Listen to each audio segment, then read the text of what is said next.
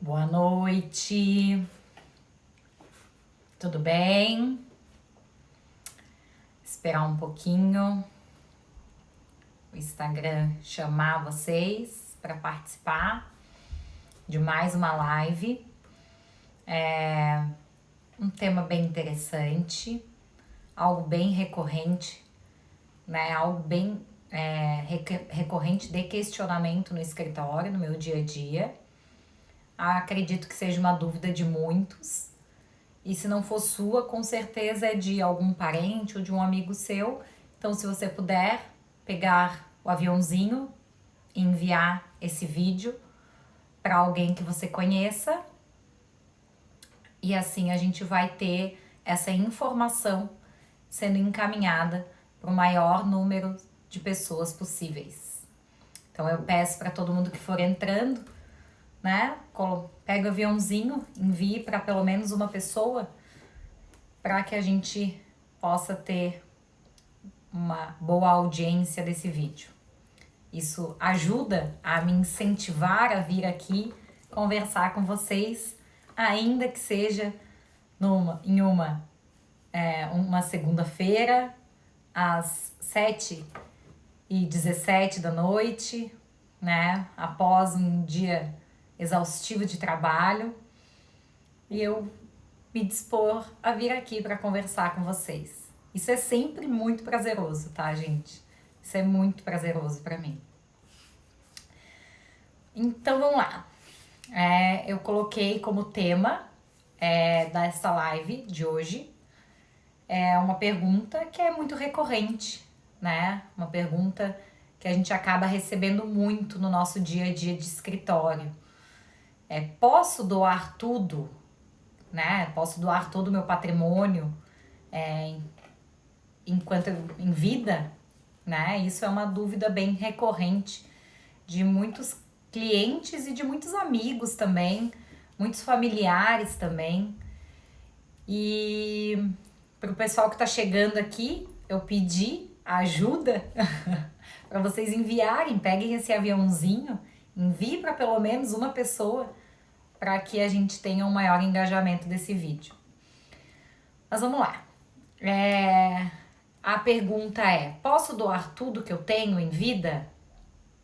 Então, essa pergunta é recorrente, né? A gente sabe que, ainda mais agora esse momento que nós estamos vivendo de pandemia, as pessoas estão muito mais atentas ao planejamento sucessório, que é algo que eu venho falando há muito tempo aqui no meu canal, né? No meu canal do YouTube, aqui no Instagram. Eu venho fazendo vídeos, conteúdos, falando, explicando sobre o planejamento sucessório, da importância que é fazer esse planejamento sucessório, né? De como a gente se organiza e como a gente facilita a nossa vida fazendo esse planejamento.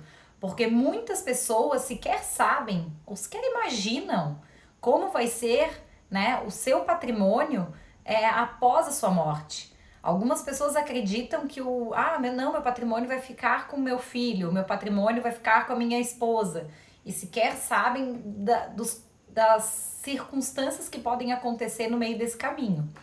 E até teve uma vez que eu fiz um vídeo, eu não lembro se foi uma postagem ou foi um vídeo que chamou muita atenção, que eu falei assim: você já imaginou você ficar sócio do ex-marido da tua ex-mulher? E isso pode acontecer sim, se não tiver um bom planejamento sucessório.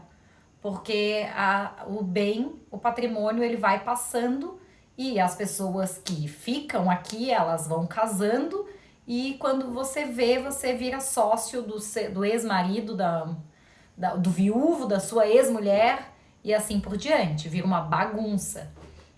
Então, por isso que eu sempre falo, consulte um advogado, né? Tire suas dúvidas, faça um planejamento sucessório, porque isso evita muitas dores de cabeça. Muitas mesmo, tá? E até em situações bem comuns, assim, que é pai, mãe e filhos, né? Que não tem ex-mulher, que não tem ex-marido, que não tem filhos fora de casamento.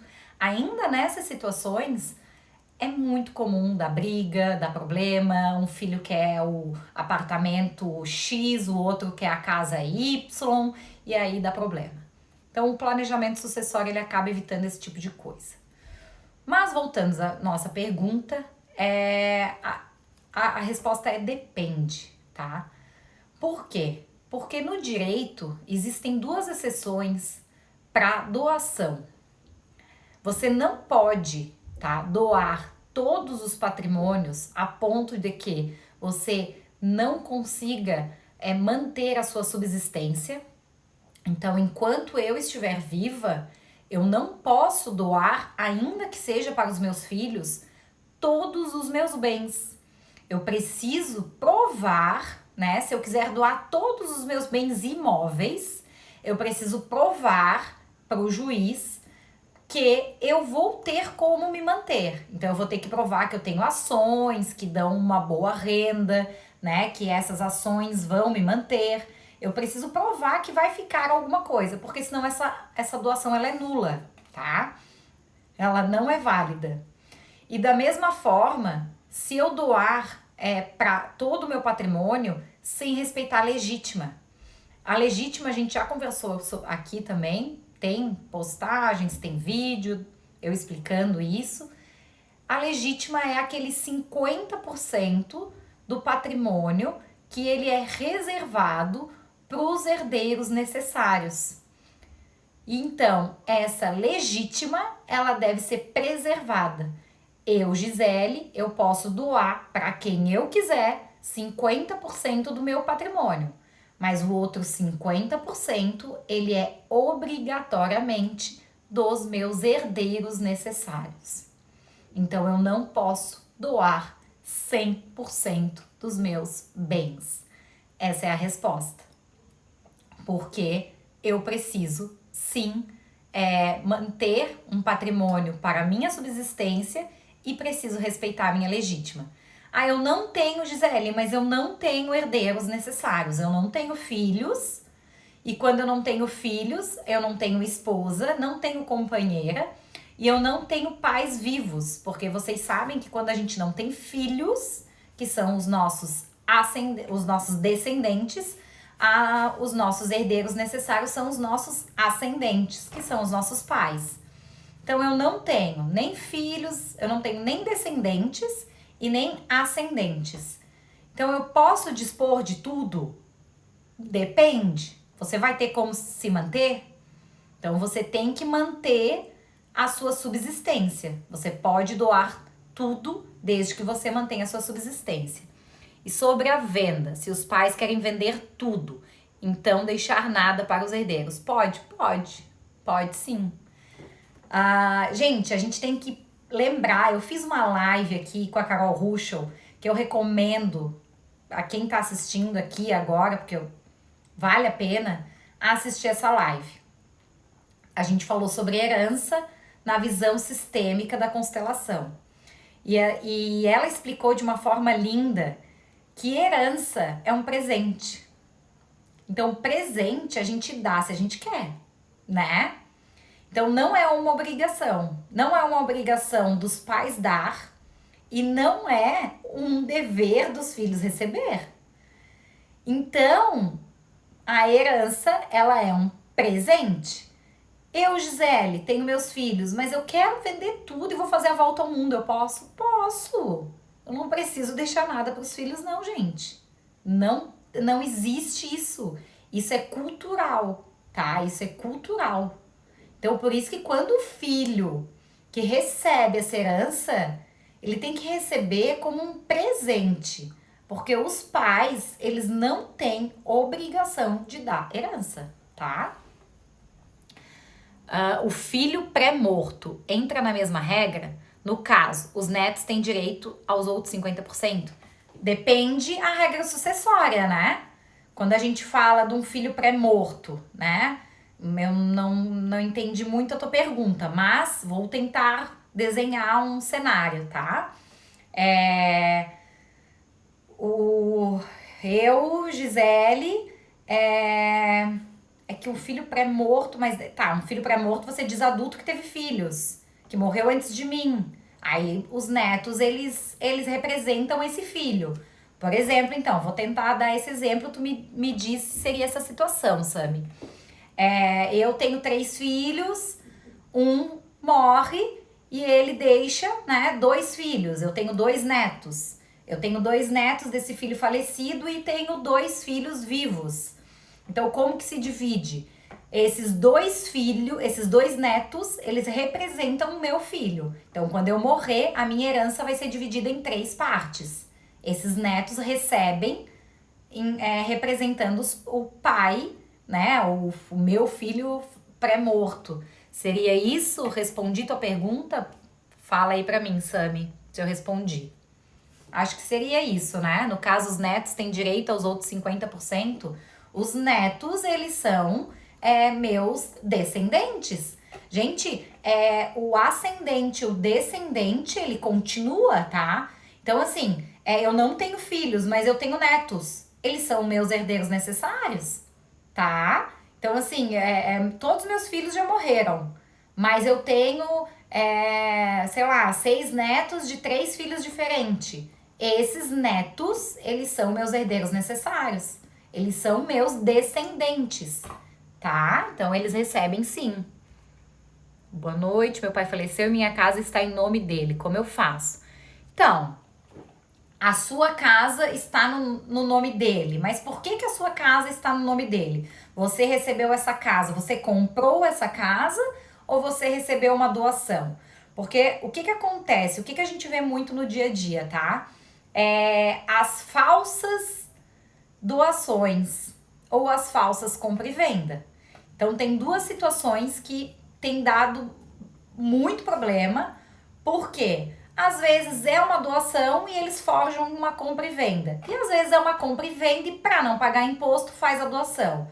Só que isso gera uma consequência futura. Quando esse pai morre, isso vai dar problema.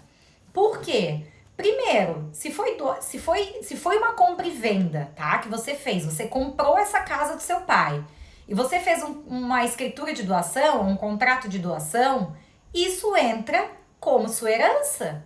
Então, se o seu pai só tinha essa casa, você tem que dividir ela com seus irmãos. Agora, não, Gisele, eu fiz contrato de compra e venda. Ah, os seus irmãos assinaram? Eles têm que assinar. Compra e venda entre pai e filho, os outros filhos têm que anuir. Sabe por quê? Porque eles também têm o mesmo direito. Isso poucas pessoas sabem. Isso dá muito problema também. Porque depois que o pai morre, esse contrato pode ser anulado.